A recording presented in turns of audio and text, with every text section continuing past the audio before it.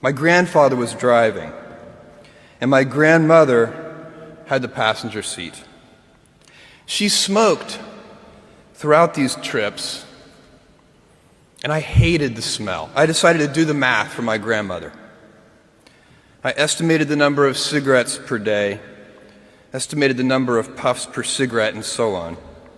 When I was satisfied that I'd come up with a reasonable number, I poked my head into the front of the car, tapped my grandmother on the shoulder, and proudly proclaimed, "At 2 minutes per puff, you've taken 9 years off of your life." I have a very vivid memory of what happened next. And it was not what I had expected. I expected to be applauded for my cleverness and my arithmetic skills. "Jeff, you're so smart. You had to have made some tricky estimates. Figure out the number of minutes in a year and do some division." That's not what happened. Instead, my grandmother burst into tears. I sat in the back seat, didn't know what to do, while my grandmother was crying. My grandfather, who'd been driving in silence, pulled over onto the shoulder of the highway.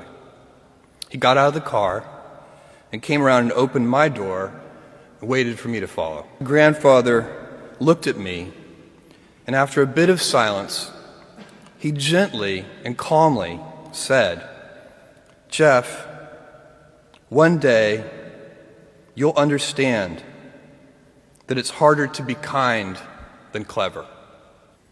What I want to talk to you about today is the difference between gifts and choices. Cleverness is a gift. Kindness is a choice. Gifts are easy. They're given, after all. Choices can be hard.